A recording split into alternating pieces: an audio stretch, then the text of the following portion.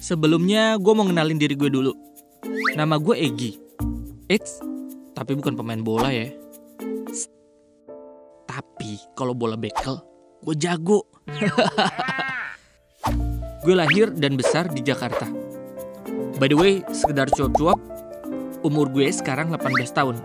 Dan gue anak ketiga dari 4 bersaudara.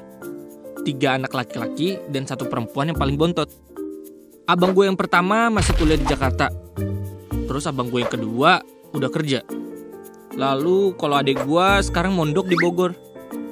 Sedangkan gue baru aja mulai kuliah di Jogja.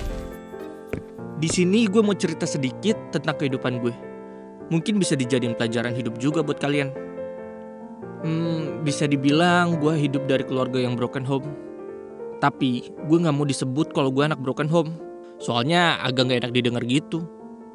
Mungkin dulu gue mikir kalau perceraian ortu gue itu ya hal biasa aja. Ternyata itu salah dan dampaknya besar banget loh. Dulu sebelum keluarga gue bercerai, hidup gue bisa dibilang berkecukupan. Makan cukup, minum cukup, asal gak seret di tenggorokan aja. Kalau gue mau sesuatu, tinggal bilang Seza. Canda. Biar gak tegang-tegang amat kayak peserta PNS. Bahkan hampir tiap bulan tuh keluarga gue bisa jalan-jalan sampai 2 atau 3 kali.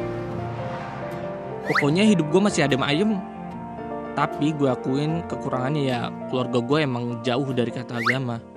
Dan sampai suatu ketika gue sama abang-abang gue lihat nyokap dan bokap gue berantem hebat gara-gara kelakuan bokap gue yang emang di luar nalar. Tapi jangan bayangin bokap gue yang aneh-aneh ya. Semua barang melayang, barang-barang pada pecah, dan membuat sisi rumah pada panik. Bokap gue makin gak terkontrol, semua barang di dekatnya dihancurin.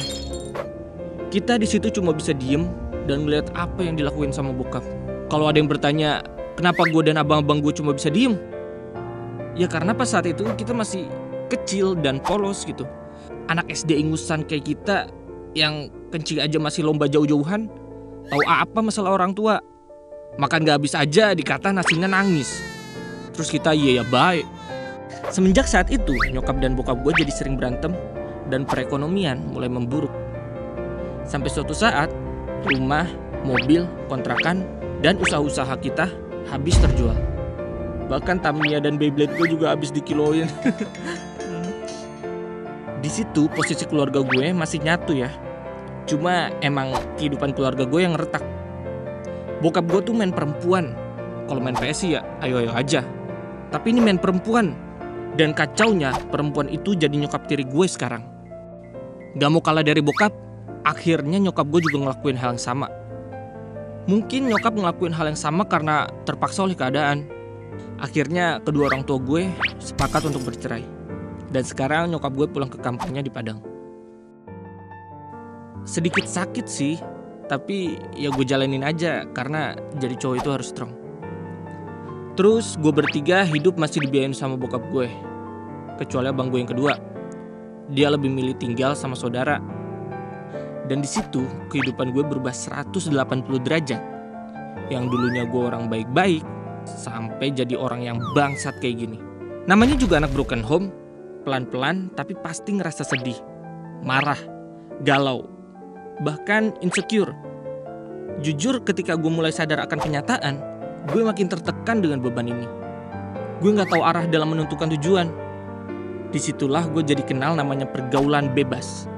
Kayak minuman keras, obat-obatan terlarang, bahkan hal buruk lainnya udah gue cobain semua.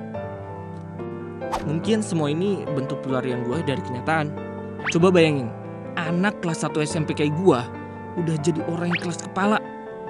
Di SMP gue sering ngebully orang, atau gak malak-malakin uang orang. Kalau gak dikasih, gue pukulin. Bahkan uang kas gak pernah bayar. Jangan ditiru ya bro.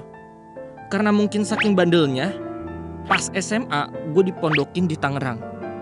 Awalnya sih gak betah, tapi sering berjalannya waktu, perlahan kehidupan gue jadi berubah sedikit demi sedikit.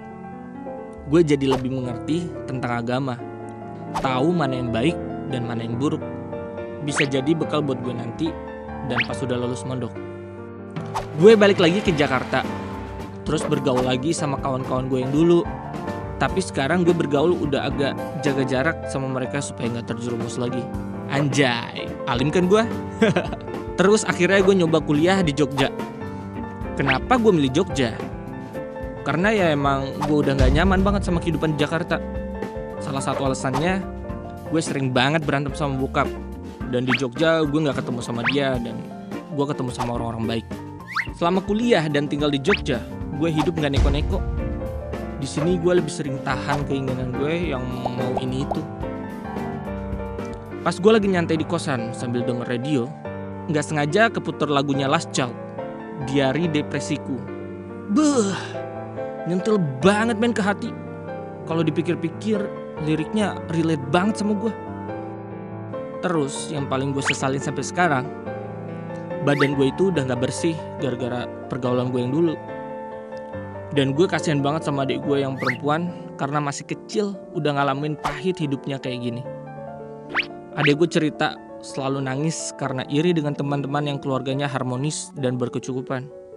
Pokoknya sedih kalau dengar adik gue cerita. Tapi ya emang roda hidup itu berputar. Kadang kita di atas dan kadang juga kita di bawah. Namanya juga hidup. Gue yakin perceraian orang tua gue ini karena mereka punya jalannya masing-masing. Meski berat, gue sebagai anak ikhlas karena orang tua gue juga punya hak untuk memiliki kebahagiaannya. Di sini gue belajar banyak hal. Dari menjaga kekeluargaan, bahkan mengontrol emosi. Besar harapan gue ketika gue punya keluarga nanti, keluarga gue bisa harmonis. Dan cukup gue aja yang kayak gini. Pesan gue buat kalian anak broken home di luar sana, hidup ini emang terasa berat, bahkan gak adil. Apalagi plus dengar Diari Depresiku. Tapi ingat, kalian juga punya kesempatan yang sama untuk menjadi lebih baik. Jangan sampai lalai dalam pelarian sesaat.